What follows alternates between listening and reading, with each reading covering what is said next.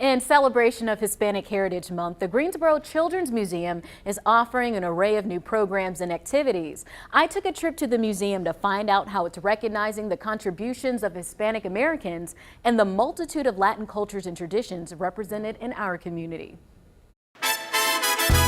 Inspiring hands-on learning through play in a fun and safe environment. That's the goal of the Greensboro Children's Museum in downtown Greensboro. One of the things we try to practice here at the Greensboro Children's Museum is inclusivity. And the important part of that to us is active inclusivity. So we try to look around at different cultures, heritages that might not be included here in the museum programming and say, what can we do so that there is representation in the museum? Director of Advancement and Community, Rieke, says there are 4 new programs that aim to teach kids about Hispanic culture and traditions.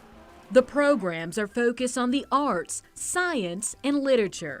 For Art Studio, we're doing our Flores de Papel, or our paper flowers, which is a really fun art activity where kids can build flowers out of tissue paper and a stem.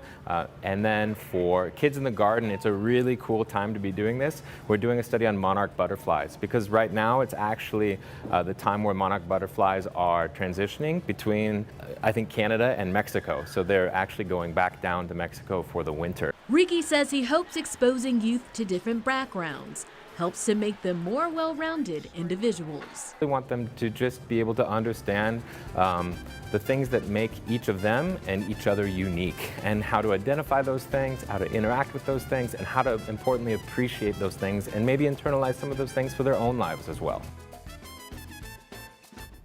Hispanic Heritage Month programming at the Greensboro Children's Museum will run through October 15th, and programs are free with admission to the museum.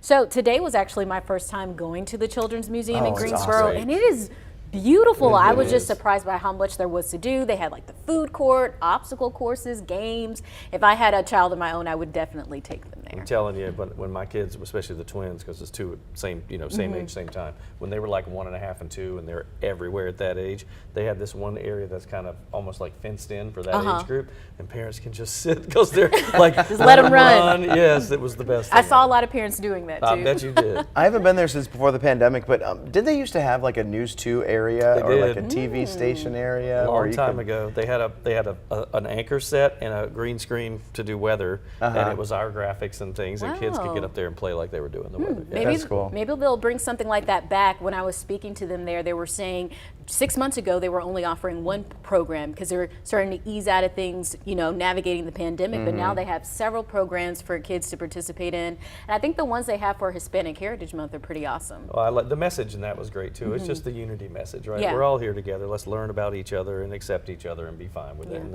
it was a beautiful thing. And especially for those kids' books, it's so important that you have your kid read a book or look at a book with people who look different than them. Yeah. I mean, I think everybody can benefit from that. Absolutely. And I'll have a list of all the different programs and the times and dates when they're offering them.